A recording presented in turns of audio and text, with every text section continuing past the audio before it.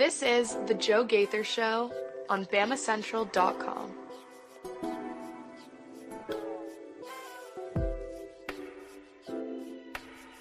Good afternoon, Tuscaloosa, Internet World, West Alabama. How we doing today on this Monday? Thank you for joining us. This is The Joe Gaither Show on Bama Central and BamaCentral.com. You're checking us out on the Bama Central YouTube channel. You're listening to us on your favorite podcast platform, Spotify, Apple Podcast, or Amazon. We appreciate everybody who has subscribed, rated, and reviewed the show on their favorite podcast platforms. Go ahead and give it a little 5 stars or tell somebody about this show.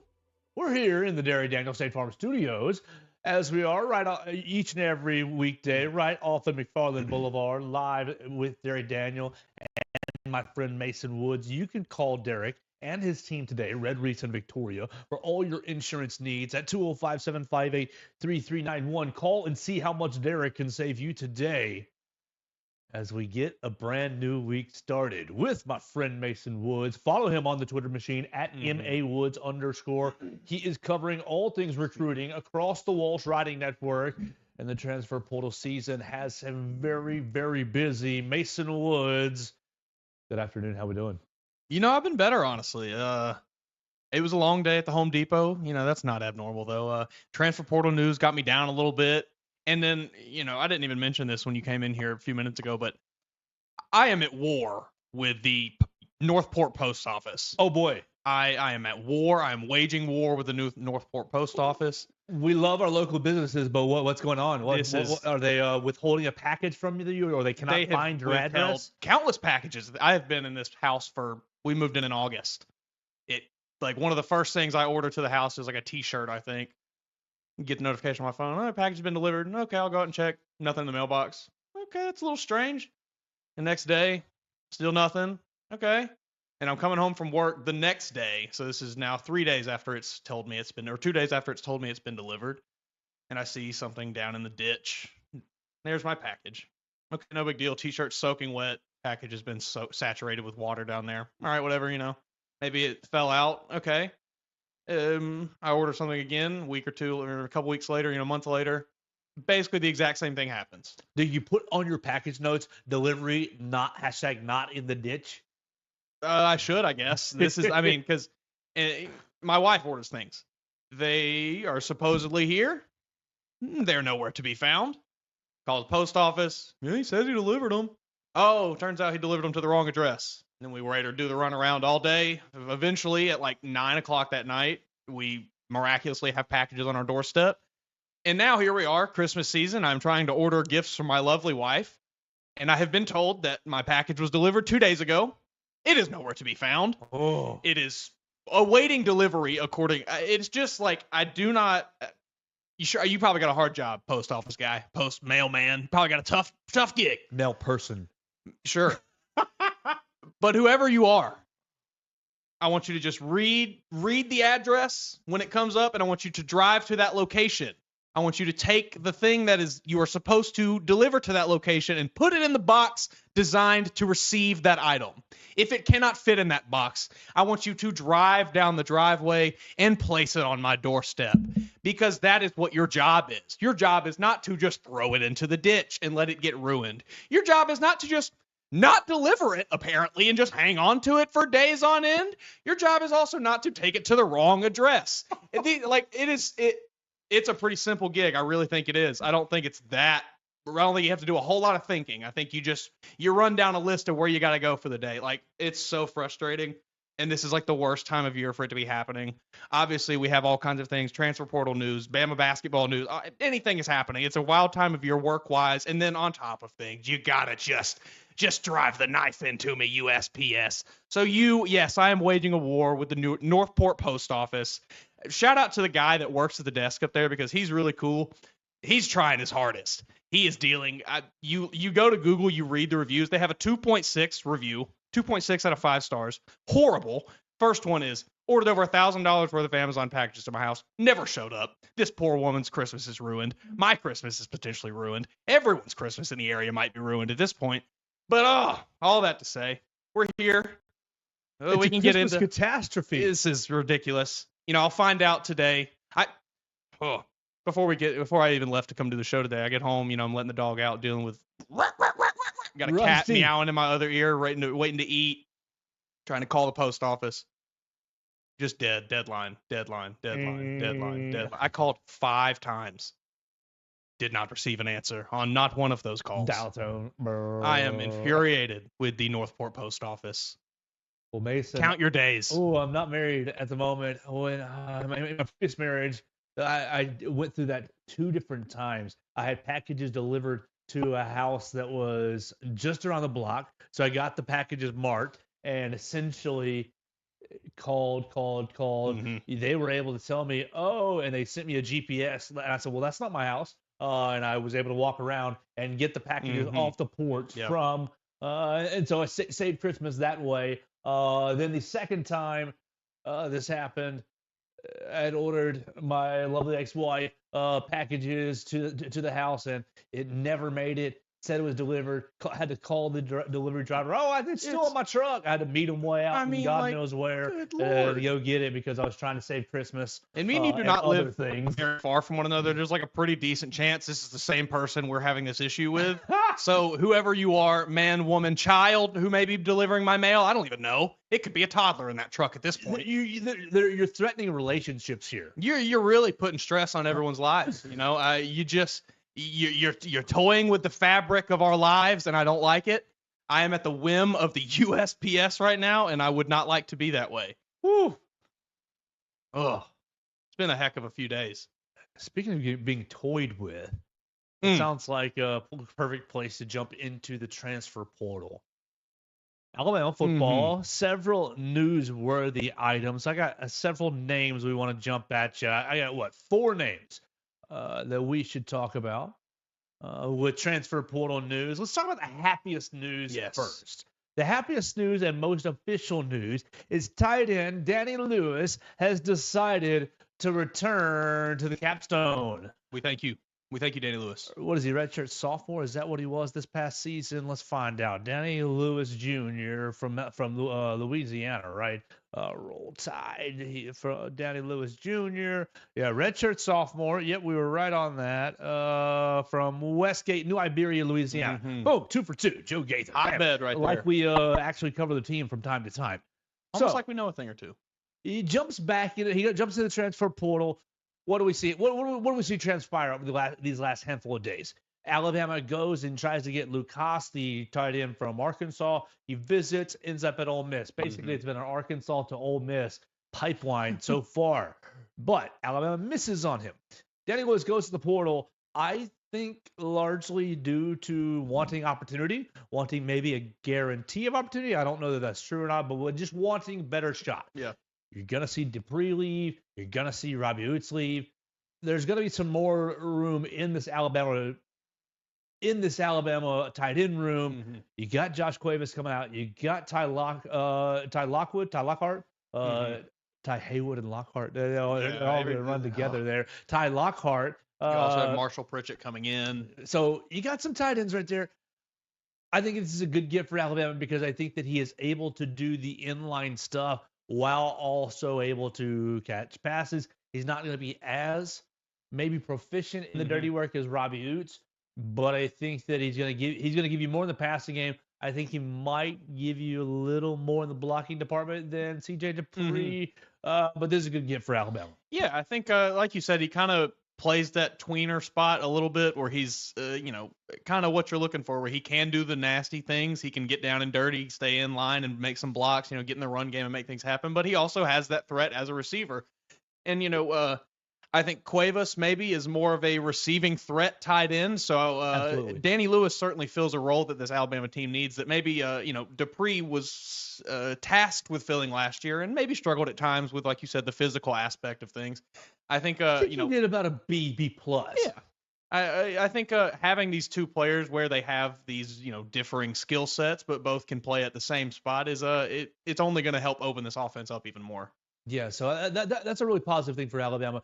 I'm not going to sit here and we'll get into somebody that Alabama lost over the weekend and say that these transfer portal losses are like into the world. The sky is falling. The Mm-hmm. program is, in shambles. You're going to see that on Twitter from rival Twitter. Alabama is burning in Tuscaloosa. You don't like losing players, but I'm not really that overly concerned about the guys that you've lost. I chalk it up to kind of normal attrition. But in a perfect world, you like getting the guys back. You like Absolutely. let them test the water, see what's out there.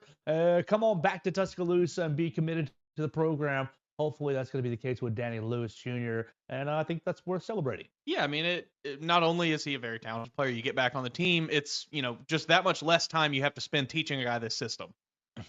Absolutely. So, all right, we got 3 more juicier names. One rumored player to be coming to Tuscaloosa. One player who did jump in the transfer portal, I believe it was Friday after we recorded.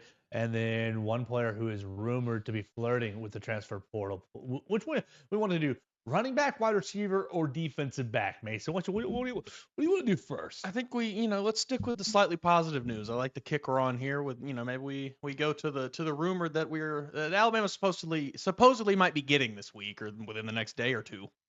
Let's talk about, what's his name? Is it Isaiah Helton? Miami wide receiver? Or did I just make that up? Miami, Florida football sketch or football stats. I think it was Isaiah Helton, but nothing just came up because that makes me feel like we're crazy. Yeah, let's go to 2024. Perfect. And receiving. Bad time for me to not be able to find this. Yeah, just had it pulled up. You know what? This is not what we were going to talk about, but we didn't mention it before we got into the show. What about Devontae Smith to Notre Dame? That one is man, that's a very physical defense. That is a defense that plays extremely hard, that gets a lot of turnovers, and just got him an absolute stud. A guy that lays the wood every time he makes a tackle, a guy that can fly around and just make plays on a defense. So he's one that is a tough loss for Alabama. But like I just said, Notre Dame definitely got a stud out of him. Why can I not find this name now? Did I just lose all my brains?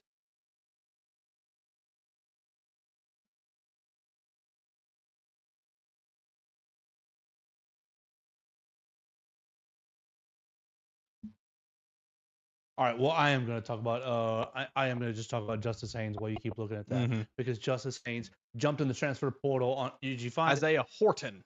That is where our mess up was. I'm sitting here looking for Helton, and thank you very much, because I'm feeling like what a fool. Horton. Isaiah Helton. That name is what is Helton?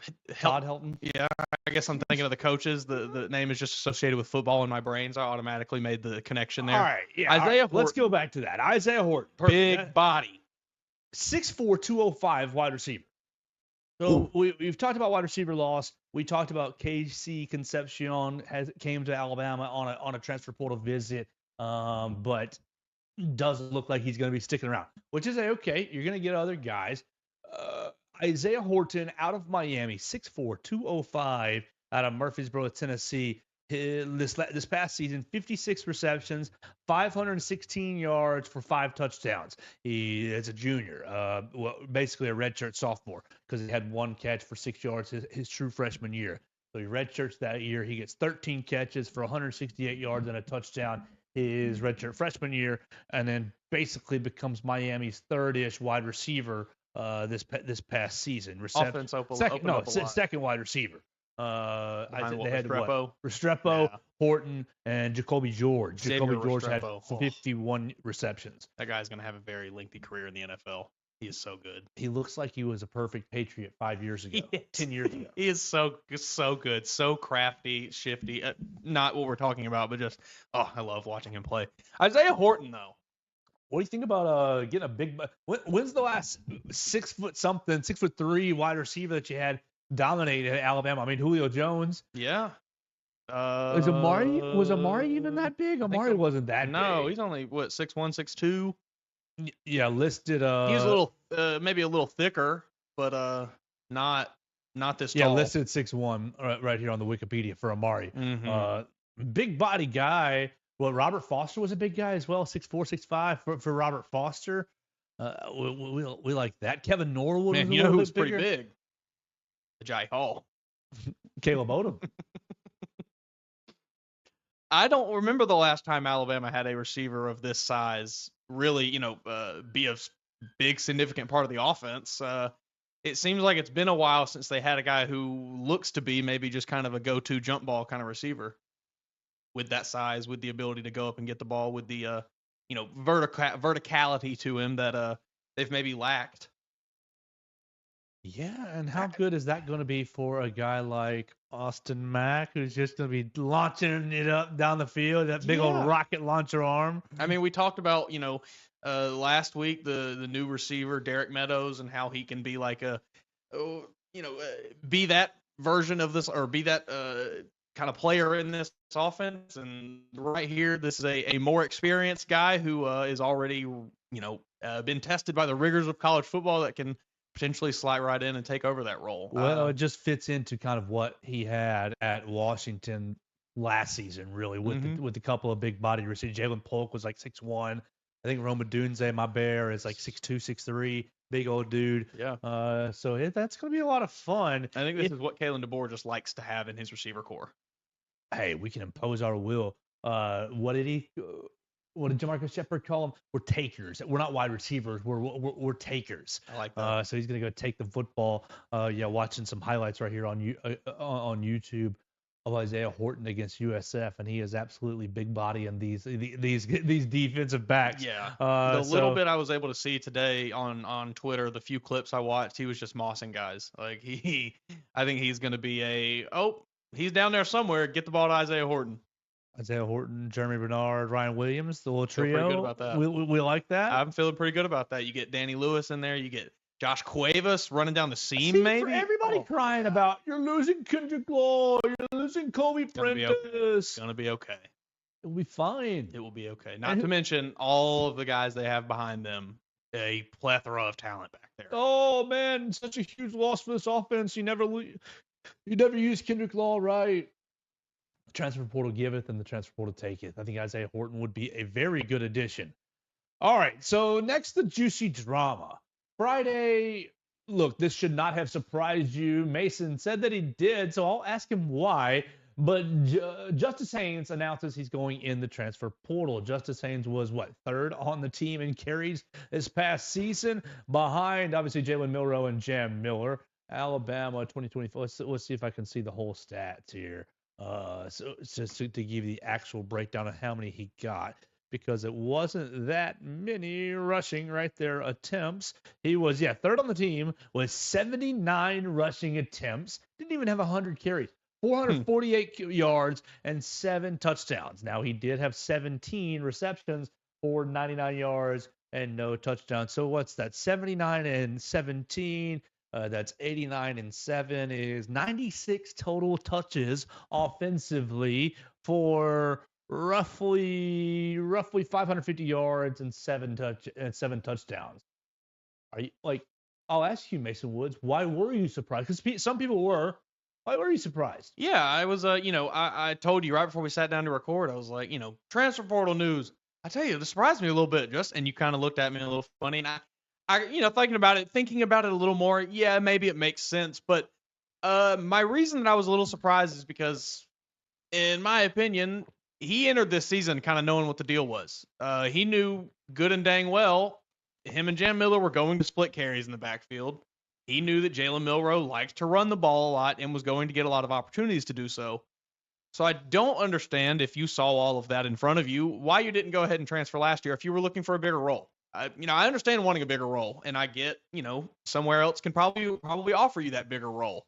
But it was a little weird. I thought if you stuck around last year, maybe he just is going to continue to stick around. But, evidently somewhere else has offered him maybe a bigger spot, a bigger chunk of the offense, maybe some lucrative NIL money. Who knows? One of the spots that is apparently on his list, South Carolina. That'd be a very interesting fit after they're losing Rocket Sanders to graduation/NFL draft. I mean, I tell you, if he wants to get the ball a lot, Shane Beamer will run your legs off, boy. He will run you dry. Oh my goodness. I mean, just looking at this list, it's all schools that will just run him. What are the other ones? Michigan, Ohio State, Florida, Ole Miss.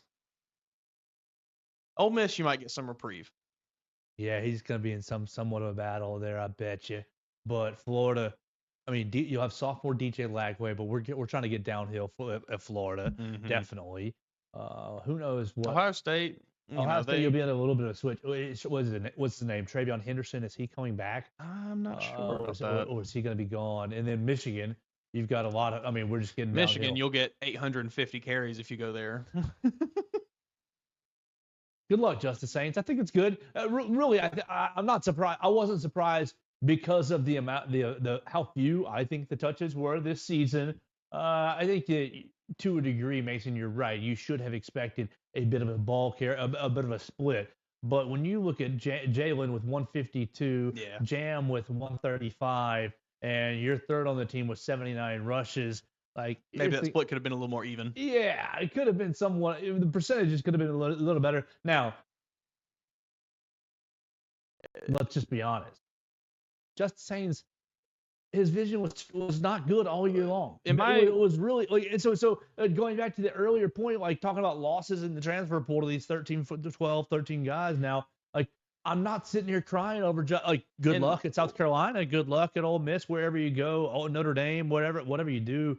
Am I making it up, or wasn't Justice a little banged up this year too? Also, yeah. So I mean that it also contributes to losing some carries. It's all a bit odd. Yeah, but some health issues for sure. It'll be okay. But my biggest thing is like you didn't have very good vision throughout the year when you did get touches, and so yeah, you had 448 yards, you averaged 5.7 yards a carry, so that's really good. That's better than Jam's 4.7, like a whole yard better. But contextually, right. Yeah, I think when you look at Jam's body of work compared to Justice's body of work this season, it maybe is a little obvious who you want to roll with.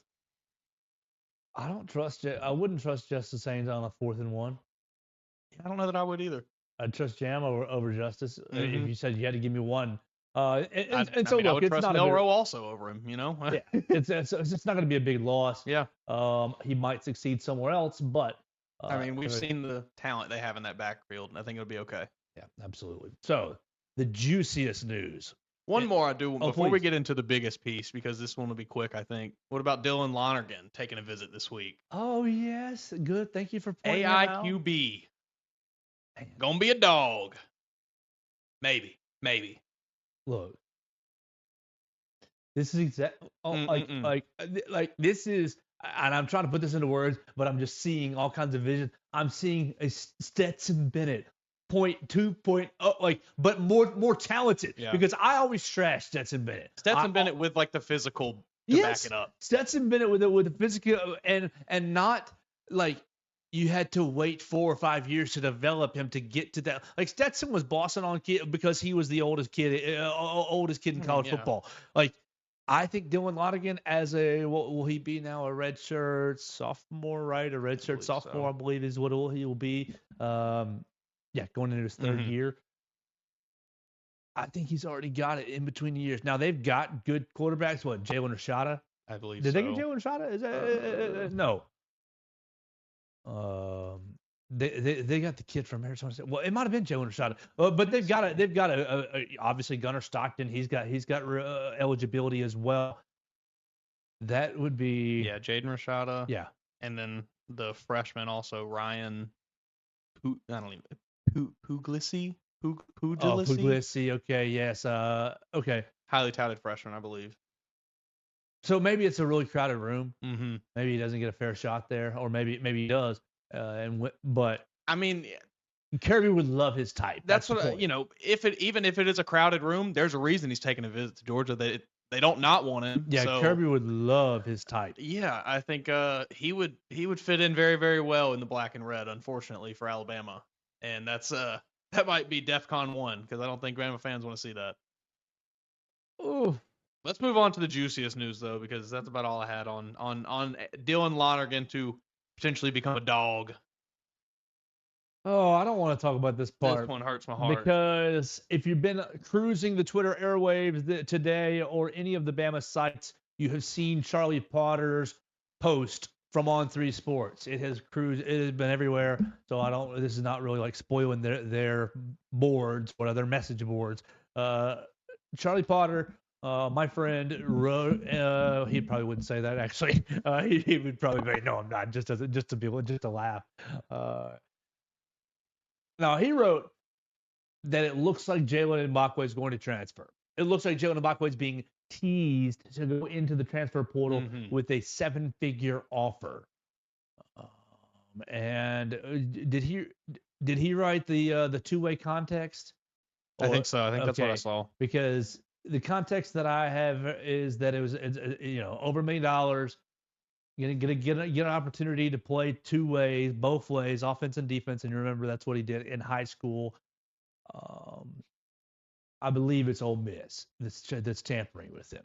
But somebody's tampering with him. He's removed all his Alabama stuff off his Instagram, and it seems like he's going to be going in the transfer portal pretty much any minute now.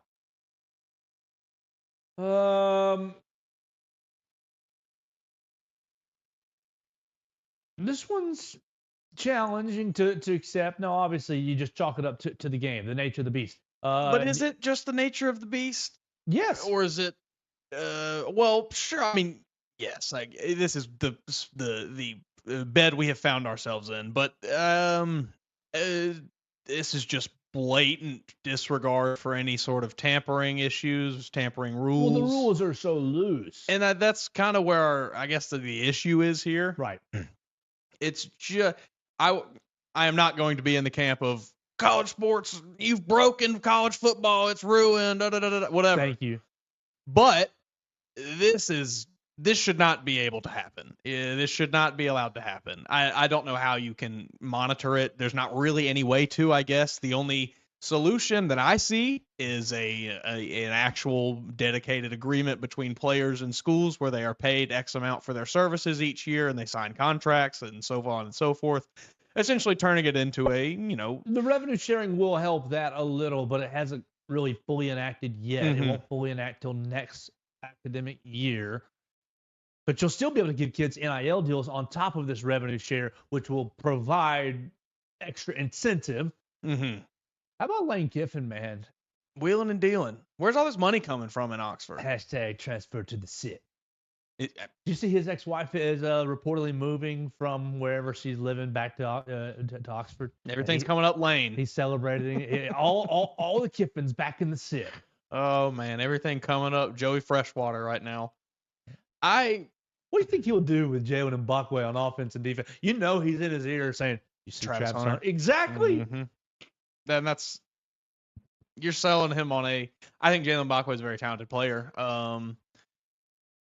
Is he doing that in the SEC? No, nobody's doing that in the SEC. Travis Hunter wouldn't have done that in the SEC. Travis Hunter is a generational talent. He did it in 6A high school football, Alabama high school football. That don't matter. Half of those kids aren't on college football. More than half of the kids he played with aren't in college. Seven-figure deal for a young man. First off, look at this Alabama defensive backfield. You started Damani Jackson, transfer, okay. Big-time player, big-time recruit, a lot of talent. All right, boom. But you brought in 3 freshmen, and my mans couldn't beat out Xavier Brown. Now, it does appear that he was right behind Xavier for that number 2 spot. But Deshaun Jones is in the mix as well. So you're going to pay $7 million for a kid who couldn't win the starting job, who had as fair a fair shot as anyone could have had. No. I mean, yeah, it's unfortunate, you know. He returned those punts real nicely for Alabama this year. Yeah. Couple of them. I think, if you're Kalen DeBoer, if you're Courtney Morgan, you're kind of just sitting here and kind of like you just laid out, you're weighing your options here. You know, do we want to unload $1 million+ plus whatever guarantees we have to give him for a kid that couldn't win the job last year? Or do we just cut our losses and say, hey, go enjoy the two-tone blue, go enjoy the powder blue helmets, go have fun in Oxford, go party at the SIP. Who the heck are we? Yeah. I think you make a pretty good point there. I think if you're Alabama, unfortunately, you just got to cut your losses if this is the case. Recruited you to Alabama to play corner. I don't care what Nick Saban told you you're going to play corner. There's not I know you got daydreams of playing wide receiver as well. There's not a spot for him in this offense, play receiver, really. Yeah. Not sure they could make a roll, but I mean, between Jeremy Bernard, Ryan Williams, and Isaiah Horton. yeah, I mean, like you just your touches are going to be limited in this offense if you're Jalen Mbakwe, if you're a player who already is not a wide receiver, now transitioning to get wide receiver snaps this season. So we can throw that out the window. You're not going to play on this offense. You might get a few gadget plays here and there if anything, but you're not going to be a consistent option at wide receiver. So guarantee that, number one that you want off the board. We can't offer you that kind of money. You didn't win the job last year. If you had, maybe we'd be having a different conversation here, but the guy that beat you out is still here. So we can't give you that kind of money. So, there's your want number 2 out the window. And look, are we really doing that when you're bringing in a 6'4" corner in Dijon Lee and another modern day corner in Chuck McDonald? I think it's okay. You just gotta. So is it that big of a deal? Because here's the deal: when this happened, you're gonna say, "Oh, Alabama freshman Jalen Mbakwe goes in the transfer portal." People are gonna be. They're gonna lose their minds because he was the number 1, number 2 overall. He was the number 1 player in the class of 24 before Ryan Williams reclassified out of Clay Chalkville, playing corner, playing quarterback, mostly playing quarterback for Clay Chalkville.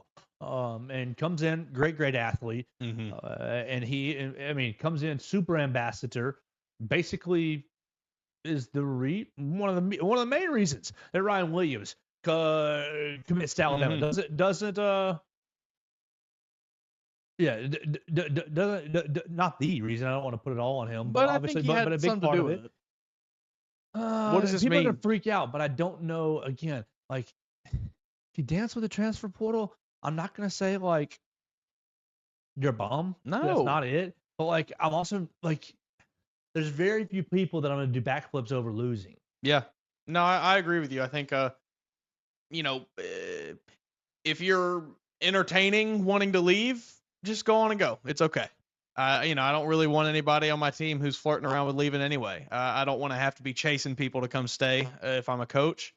I understand that is part of college football now, kind of, but to a certain extent, evidently in this case, sometimes you just know you know it. And I think maybe if, again, this is all rumored. We don't know for sure what is happening, but we just have fairly decent sources that have said that this could be the case. I think if you're Alabama, you just got to just say it is what it is. We move on. Ball up top. Ball up top. Let's keep it rolling. Mason, for the olds like me, you've seen this ball up top. What the heck does that mean? While I do a little social media work. Top of the key. Check the ball. We're starting over. Do you know what it stems from? It's pickup basketball, is it not? Well, yes, but no.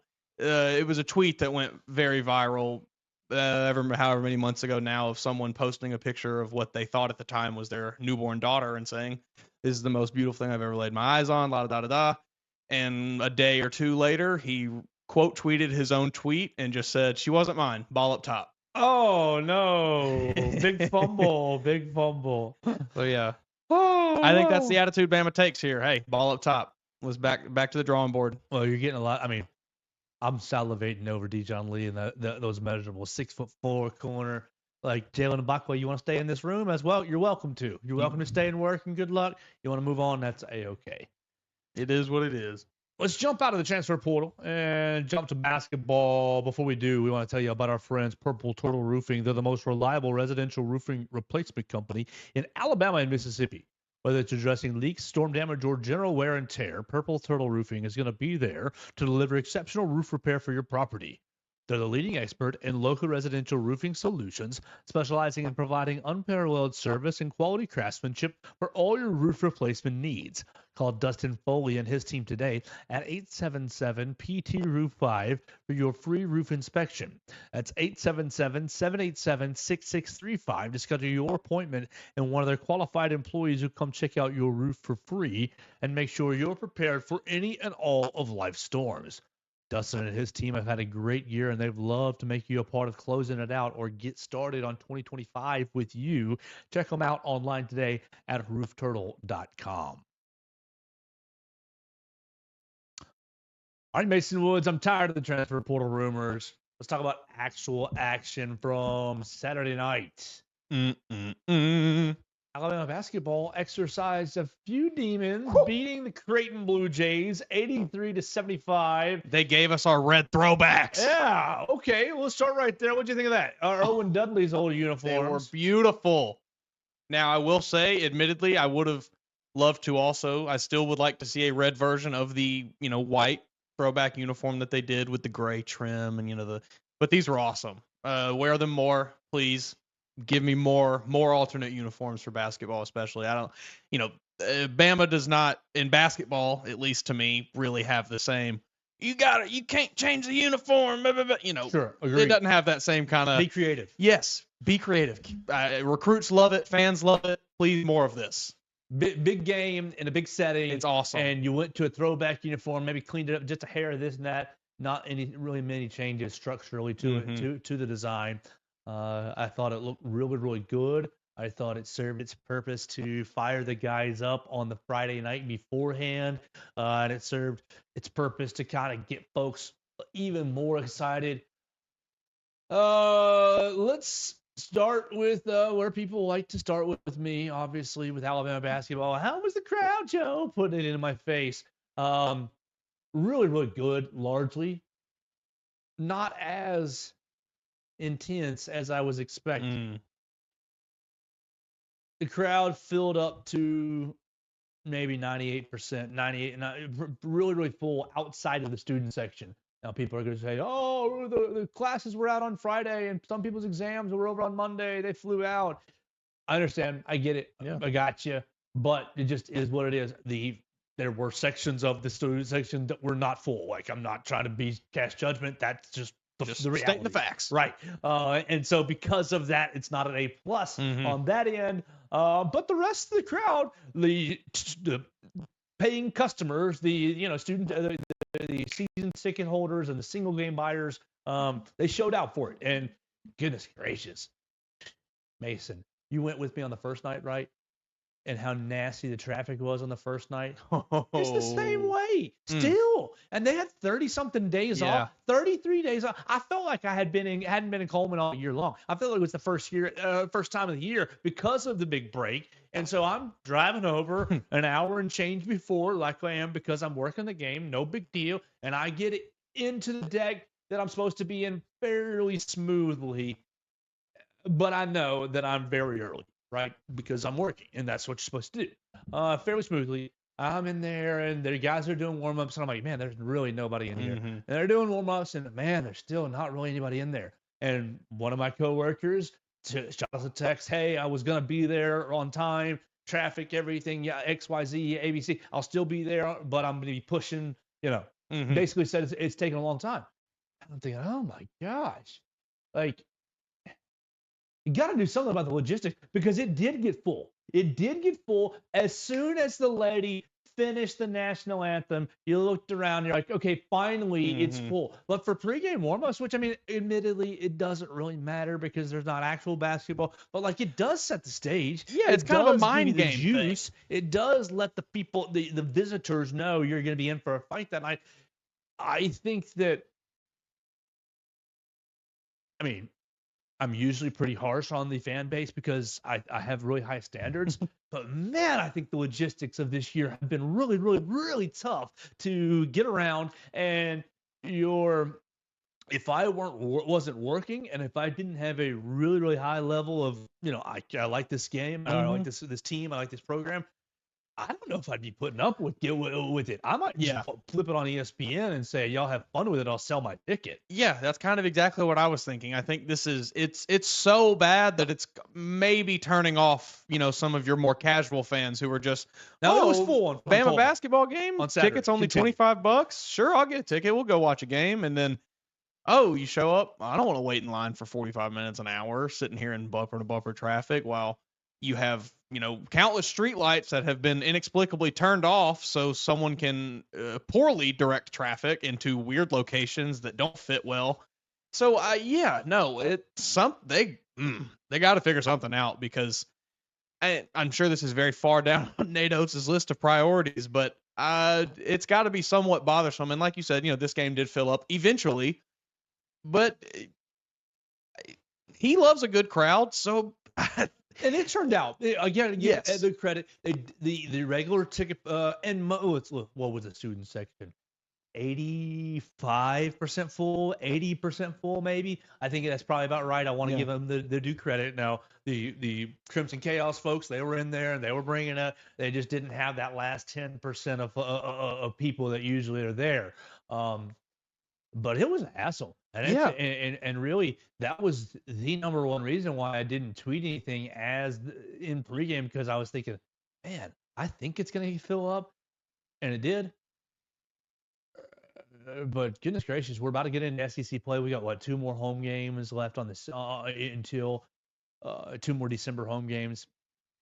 Do you think it's a more of a result of just like It's the construction in Sure. the parking lot in Yeah. Coleman. That's what it is. But, You moved the this season ticket holders. contingency plan that they've come up with? Do you think it's more that they underestimated how many people were going to be coming to Bama basketball games this year, or it's just a bad plan from the start?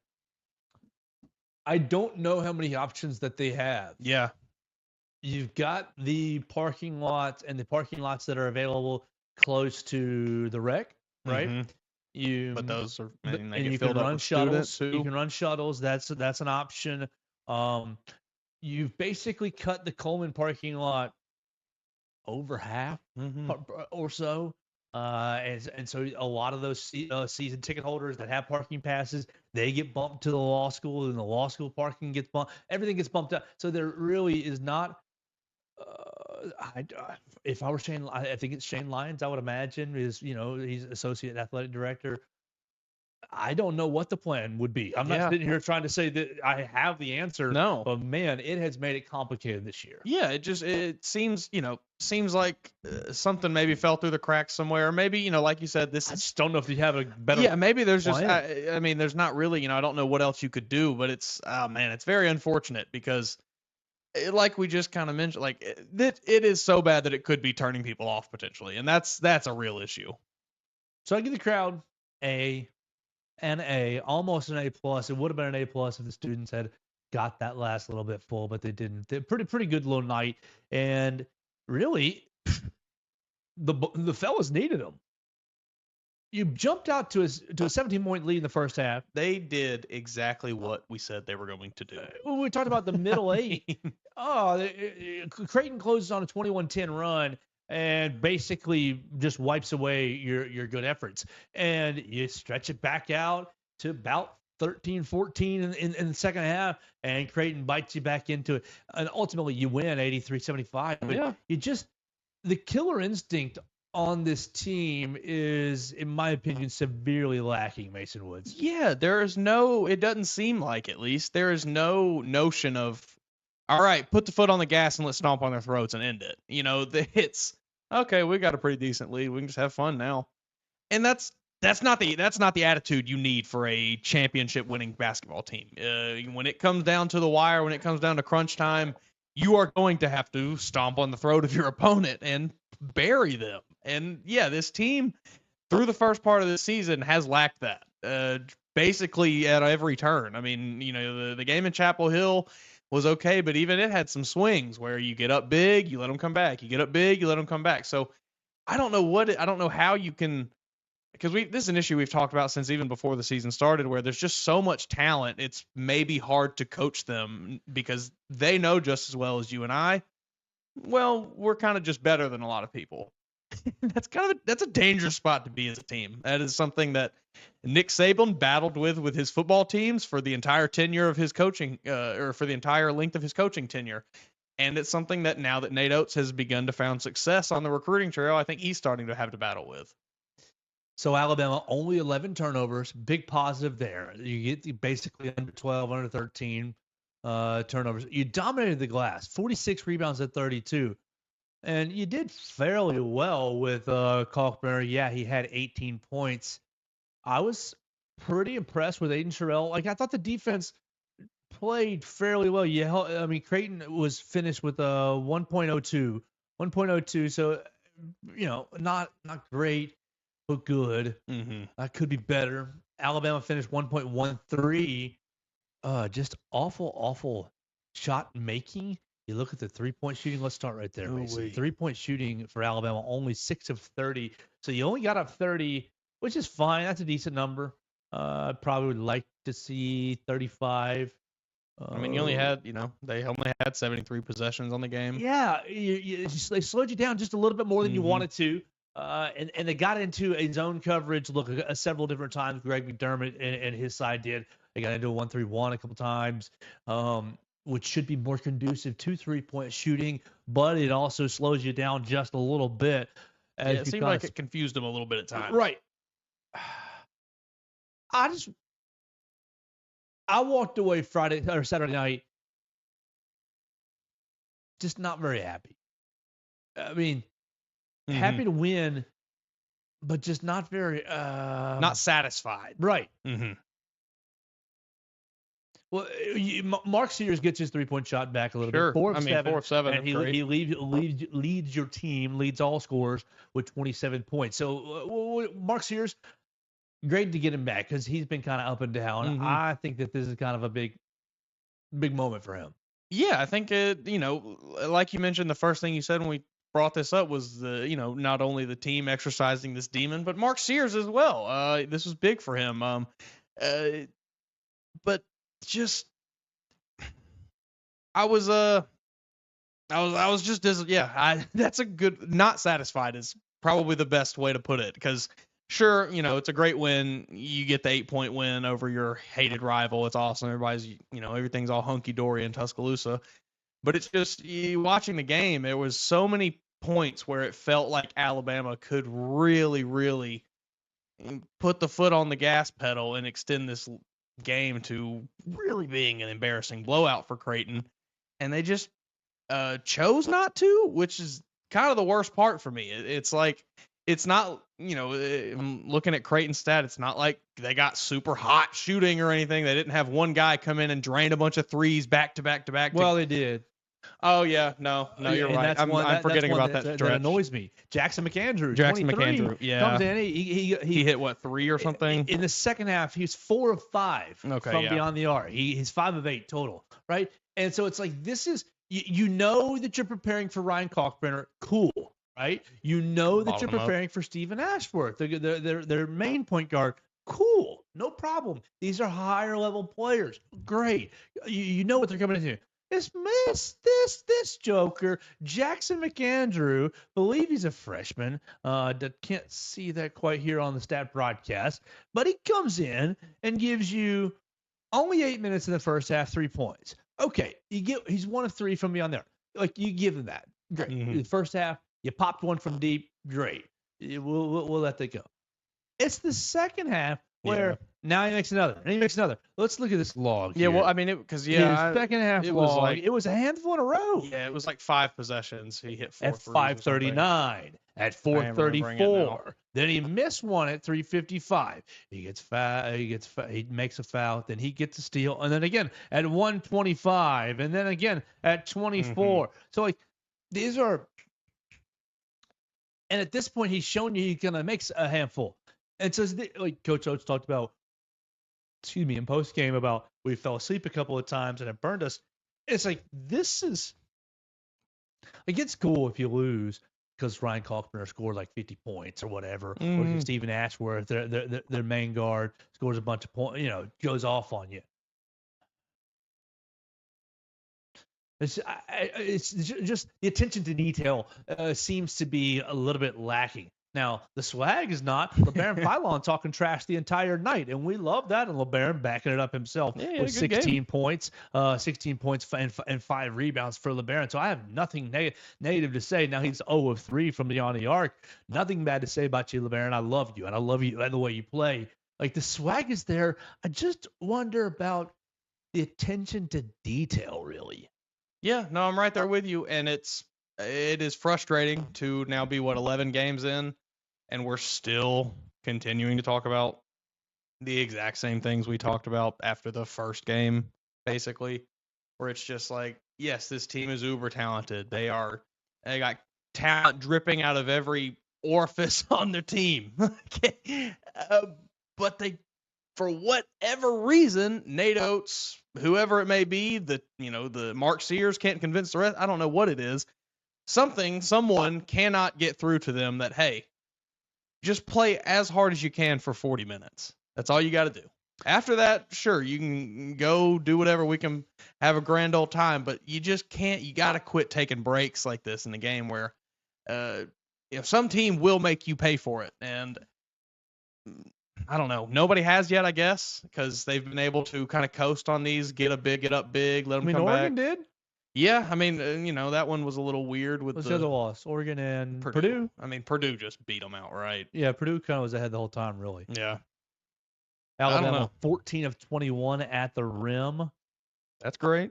Love getting to the rim. I thought LeBaron and Mark did a really nice job doing that, especially as the shots weren't falling. I think you just gotta a little bit like the running game in football. Just force it. Get to the rack. Get contact. I mean, especially on a night like this where you go 6 how many of 30. the free throws were down. 2022, not bad, not great though. I want to see closer to 27, 28 free throw attempts. What did you think of the debut of Chris Youngblood? He's on my notes. I think it looked like his first minutes of the year. Yeah, man, that's a good way to put it. I don't want to, it was the first game he played. He didn't look completely comfortable out there. I thought there was, moments where he kind of felt it a little bit. He did hit the 1-3, and that was I thought really nice for him to maybe just see the ball go in the basket, like we talked about with Jaren earlier in the year. But yeah, I think he's going to take a few games to maybe get up to speed. 16 minutes for him. That was a little more than I maybe expected to see. I thought maybe he'd be in that, 8 to 10 range, but he was all right. He'll get there. But could you see it? I can see it. I can see it.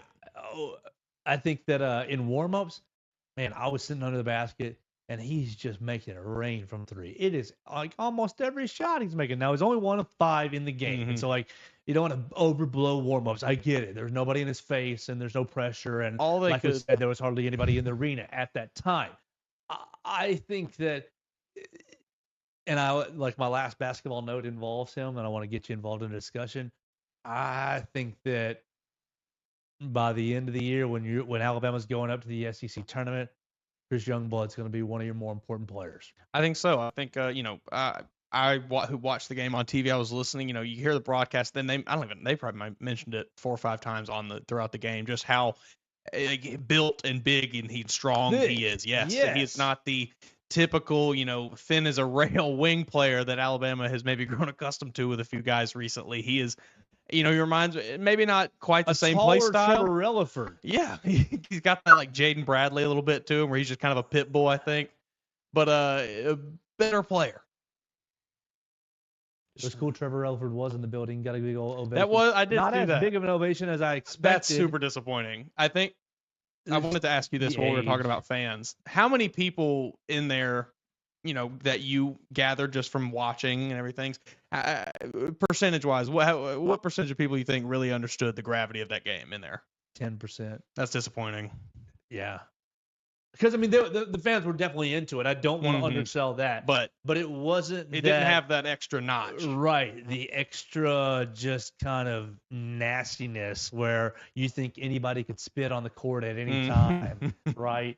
Like an Iron Bowl. You look around and you think, man, if that Joker gets fired up, he might throw that cup on the throwing court, a hot dog.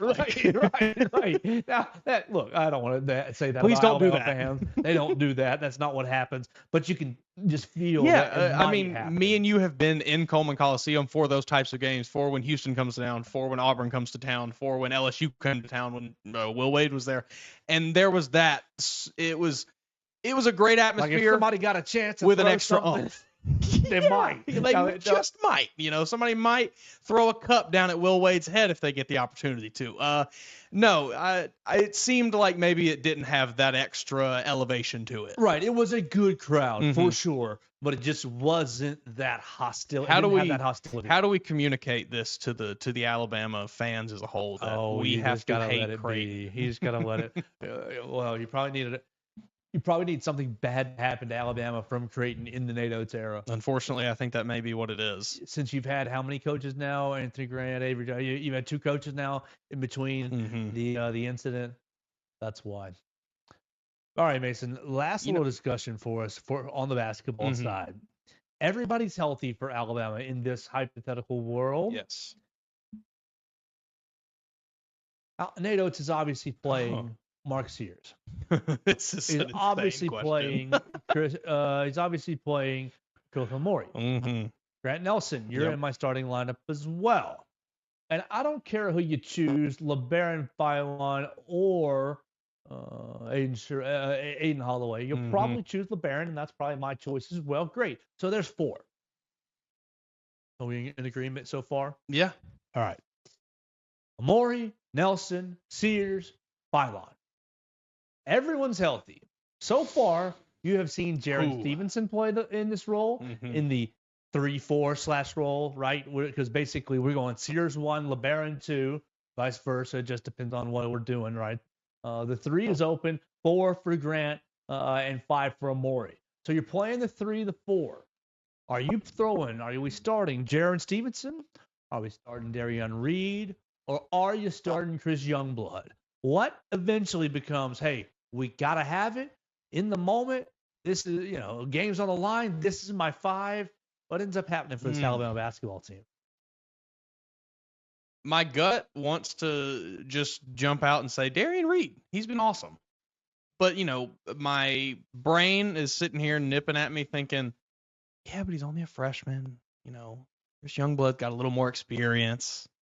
Get him comfortable in the offense. He might really become that kind of guy. I think I'm gonna ride with Darian Reed, just because of what we've seen. I think while not exactly consistent every time he gets the ball in his hands, you do see those flashes where it's like, okay, I get why the NBA loves this guy. I get why scouts are maybe drooling over his game tape. So hopefully by season's end, that becomes a thing where it's just you can count on him every time you get the ball in his hands that he's going to make that kind of play. And I could see that for him. So I like what Darian Reed can do. I think I'd have to give the nod to him. All right, I think that it is probably between Darian Reed and Chris Youngblood. That's hard though. Jaron Stevenson has probably served his role over these 10, 11 games, getting you off the ground. And I think that Jaron's probably going to end up being one of the first few guys off the bench. Absolutely. But just still lacking offensively. I think his ceiling is just lower than Darian Reed's is, I think. Right. And Darian can guard anybody. He's your best defender, I think. Yep. He's your best defender on this team. I think he can probably guard 1 through 4 and almost 1 through 5 pretty well. Yeah. And I think his offensive game is coming along. So the more that he gets action, you see it every game. Right. A few possessions here and there, you see it. I think I'm going to go opposite with you and say it'll be Youngblood, but I think Reed is probably your 1B answer there. Yeah, I love both those guys. Obviously we have not seen a lot from Chris Youngblood, but you look back to what he did at USF, he was pretty dang good. And what we have seen from Darian Reed this year, like you said, the defense is elite. It's undeniable. The defense is absolutely elite. Wingspan, his athleticism, his feet, he's got really good hand control, and the offense is coming along. You see spurts of it every game. You see more and more of it every game. I was talking to a buddy of mine. He's an Auburn fan. I'm an Alabama basketball fan. We were talking about the games, and I was kind of telling him about, because he doesn't watch a lot of Bama games. He's not as locked in as I am, where I'm watching Auburn games. He doesn't really share that same gene. But he was asking me about some of the guys, and I'm like, yeah, Darian Reed. Don't look at his stats because they're not really going to tell you the full story. You need to actually just watch him play. And he watched it. He's like, yeah, no, that makes sense. I fully see it. I get why NBA guys like him. Like, it makes sense. You got to see it. 12 points on Saturday, 12 points, 4 rebounds, 2 assists on the night for Darian Reed. So a good little evening for him as the boys wrap up this portion of non-conference play. You got 3 more bye games.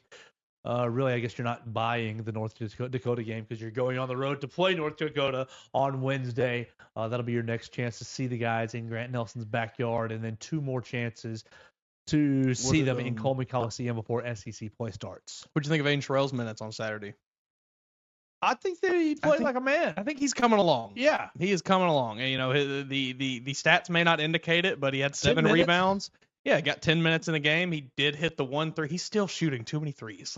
Buddy, you got to stop shooting so many threes. But the idea is I got to shoot them. Yes, I know. I got you. You got to come out. Like, yeah. if I'm just like faking it and not even shooting know. it, well, then the other guy's not coming out. The space the floor. Yeah. But when they don't respect it, it doesn't help either. Well, we want to. Okay, if we can go 2 of 5. Sure. I liked what I saw from Aiden Shaw. I think he is coming along slowly but surely. I think, I don't really think that at any point this season we're going to see him getting more than about 10 to 15 minutes. This is probably all he'll get, but he's coming along. I think he's getting more and more used to the college basketball game. It's a lot of fun watching him develop. I think he's going to be very, very exciting. Oh, and we got to get out of here because it's going to be an exciting week. Big game on Wednesday. The transfer portal will continue to transfer portal. We will follow it on BamaCentral.com. Our friend Hunter DeCyber is writing all the transfer portal news today, writing all the slot news today, everything going on. So we appreciate Hunter DeCyber doing that. Alabama Crimson Tide on SI for all your latest news. We'll see if Jalen Mbakwe actually goes into the transfer portal. That is still not official. That has been rumored and teased. That'll be your next kind of domino.